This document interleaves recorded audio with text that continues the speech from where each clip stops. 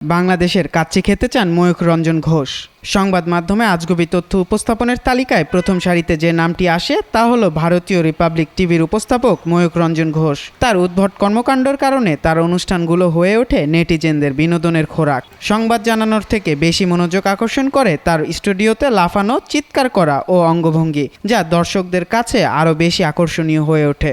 সম্প্রতি ময়ূখ রঞ্জন ঘোষ বাংলাদেশে আসার ইচ্ছা প্রকাশ করেছেন। তিনি জানিয়েছেন, প্রধান উপদেষ্টার প্রেস সচিব শফিকুল আলমের দাওয়াতে বাংলাদেশে এসে কাচ্চি, পায়েস ও ফিন্নি খাবেন। গত ৩রা ফেব্রুয়ারি রিপাবলিক টিভির জবাব চায় বাংলা টক শোতে লাইভ কানেক্ট হয়ে শফিকুল আলমকে ময়ূখ প্রশ্ন করেন সেন্ট মার্টিনের পর্যটন কেন বন্ধ এবং ঢাকার হোটেল রেস্তোরাঁয় গরুর মাংস রাখা নিয়ে। তবে সবচেয়ে বেশি আকর্ষণীয় মুহূর্তটি আসে যখন ময়ূখ সরাসরি শফিকুল আলমের কাছে সেন্ট মার্টিন বিক্রি নিয়ে প্রশ্ন করেন। এ বিষয়ে শফিকুল আলম স্পষ্টভাবে জানান, সেন্ট মার্টিনে আপাতত পর্যটকদের যাতায়াত বন্ধ রয়েছে এবং কেন এই নিষেধাজ্ঞা কার্যকর হয়েছে তা তিনি ব্যাখ্যা করেন।